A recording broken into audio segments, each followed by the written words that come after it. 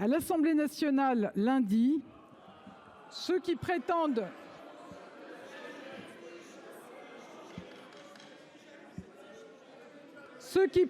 donner des leçons de démocratie au gouvernement ont choisi d'empêcher le débat parlementaire.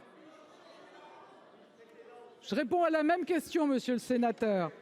Ce choix mené de concert avec l'extrême droite n'a pas entamé notre volonté d'apporter des réponses aux attentes de nos concitoyens. Madame la présidente Cécile Cukierman, les Français soutiennent notre texte.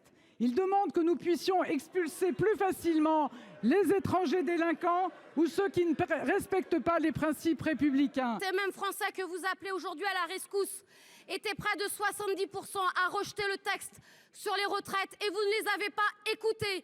Les Français, ce n'est pas en même temps quand ça vous arrange. Les Français, ce sont aujourd'hui les citoyens de notre pays qui nous permettent de dire que nous sommes en République.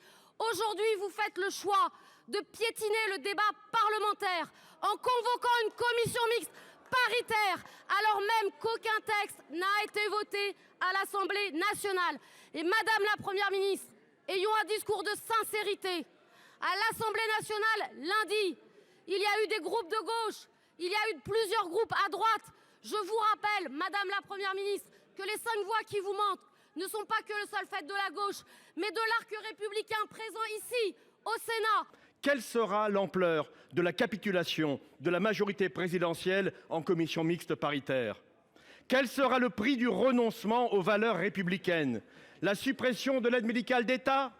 La fin de la régularisation des travailleurs dans les métiers en tension? L'instauration d'une préférence nationale? Madame la Première ministre, il est encore temps. Suivez l'exemple du président Retailleau. Retirez votre projet de loi. Lundi, à l'Assemblée nationale, vos collègues députés socialistes ont pris une décision lourde. Ils ont choisi de mêler leur voix à celle de l'extrême droite pour empêcher la poursuite des débats, au Parlement. Ils ont choisi de refuser d'exercer leur mission de parlementaire, discuter et voter la loi. Je me souviens d'un temps où le Parti socialiste portait des combats et des valeurs, d'un temps où il défendait avec force le Parlement. Le Parti socialiste était un parti de gouvernement. À l'Assemblée, de plus en plus, il s'enferme dans l'obstruction. Allez-vous laisser le Parti socialiste se dissoudre au sein de la NUPES? Allez-vous le laisser sans rien dire devenir un satellite de la France insoumise et voter avec le Rassemblement national? Ou comptez-vous sauver l'honneur du Parti socialiste, défendre ce qui fait son histoire et ses valeurs? En attendant, avec mon gouvernement, nous ne laisserons jamais les manœuvres politiciennes l'emporter. Les Français attendent des solutions. Je vous ai posé une question de fond, vous me répondez de manière politicienne. Vous connaissez la locution latine, bien connue des juristes.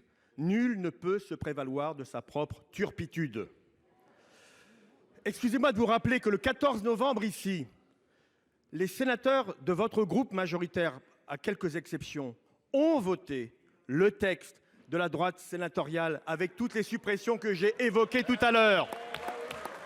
Alors, je n'ai pas de leçon à recevoir au nom de mon groupe. Ne laissez pas vos députés Renaissance se dissoudre parmi les députés LR qui se dissolvent eux-mêmes dans les groupes de la République, du Rassemblement national. Voilà la réalité qui est posée, Madame la Première ministre. Retirez votre texte. Le rejet préalable de votre projet de loi sur l'immigration lundi à l'Assemblée nationale est un échec cuisant.